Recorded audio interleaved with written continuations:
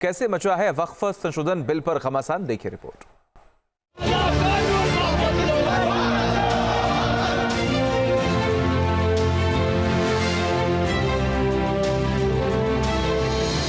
दिल्ली समेत कई शहरों में वक्फ संशोधन बिल का विरोध तेज हो गया है। दिल्ली से लेकर बिहार, पटना, भोपाल, हैदराबाद, मुंबई समेत कई शहरों में मुसलमानों ने बांह पर काली पट्टी बांधकर वक्फ बिल का सांकेतिक विरोध किया। All India Muslim personal law board ने वक्फ संशोधन बिल में हुए बदलावों का विरोध करने की अपील की।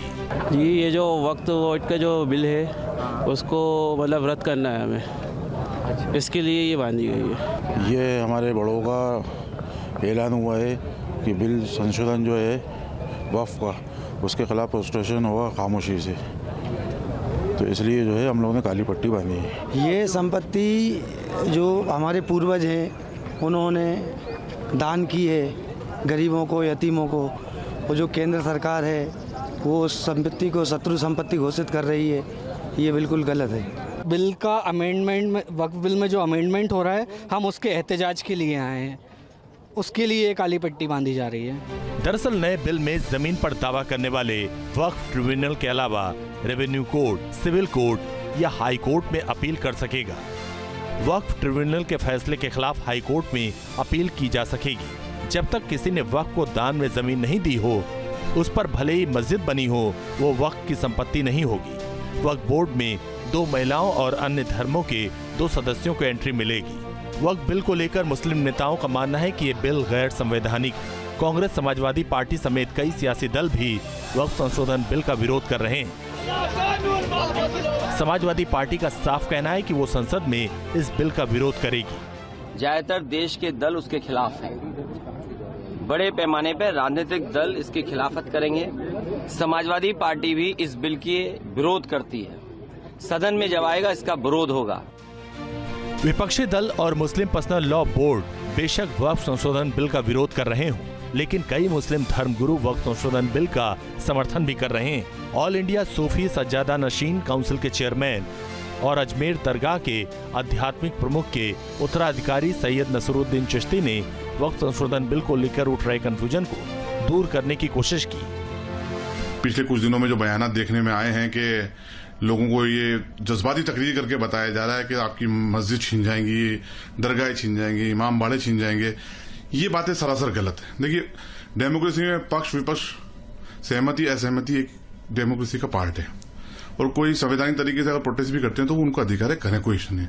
हो सकता है कुछ क्लॉज उनको आपत्ति हो, लेकिन जहां तक मेरा मानना यह है कि मौजूदा वक्फ एक्ट जो है उसमें अमेंडमेंट की सख्त जरूरत है, और मुसलमानों को किसी तरीके से भी इससे डरने की जरूरत नहीं है। वहीं वक्फ संशोधन विधेयक पर जेपीसी समिति के अध्यक्ष जगदम्बिका पाल का साफ कहना है कि विपक्षी दल महज वोट बैंक के लिए मुसलमानों को भड़का रहे हैं कि ये वक्त के बेहतरी के लिए है। डिस्प्यूट खत्म होगा। केरल की सैकड़ों साल पुरानी चर्च को कह दिया वक्फ है। सूरत के म्युनिसिपल कॉरपोरेशन को कह दिया ये वक्फ की प्रॉपर्टी है। 123 दिल्ली की प्रॉपर्टी जो ब्रिटिशर्स ने किसानों से कंपल्सरी ले गया था वक्फ है। नई पार्लियामेंट को कह दिया वक्फ है। ईडन गार्डन को कहीं कह दिया वक्फ है।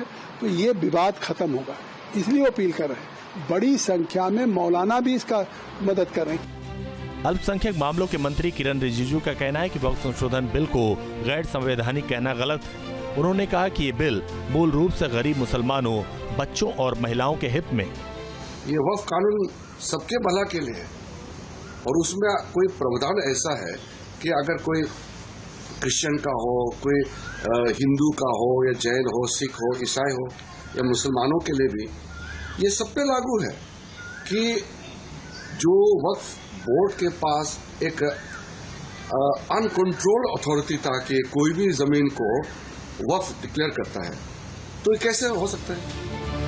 केंद्र सरकार ने वक्फ संशोधन विधेयक को अगस्त 2024 में लोकसभा में पेश किया था। हालांकि सदन में गर्मा गर्म बहस के बाद इसे संयुक्त संसदीय समिति को भेज दिया गया था। इसके बाद अब नए सिरे से बिल को संसद में रखा जाएगा। अभी 32 वक्फ बोर्ड की संपत्ति को लेकर अलग अलग दावे किए जाते हैं, लेकिन 2022 में राज्यसभा में सरकार ने बताया था कि देश में 7.8 लाख से ज्यादा वक्फ की अचल संपत्तियां, इनमें से सबसे ज्यादा यूपी वक्फ के पास करीब 2 लाख से ज्यादा अचल संपत्तियां हैं। 2009 के बाद वक्फ की संपत्तियों में दोगुने का इजाफा हुआ।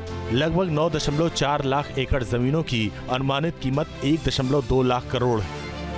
इस संपत्ति को छीनने का डर दिखाकर मुस्लिम नेता बिल का विरोध कर रहे हैं, लेकिन सरकार का साफ कहना है कि संशोधन बिल से प्रॉपर्टी अच्छे से मैनेज होगी, ट्रांसपेरेंसी आएगी और अकाउंटेबिलिटी बढ़ेगी। यही वजह है कि कई मुस्लिम धर्मगुरु भी सरकार के साथ हैं और बिल का समर्थन कर रहे हैं। Team news nation. News nation अब व्हाट्सएप पर खबरों की ताजा अपडेट के लिए न्यूज़ नेशन के इस QR कोड को स्कैन करें।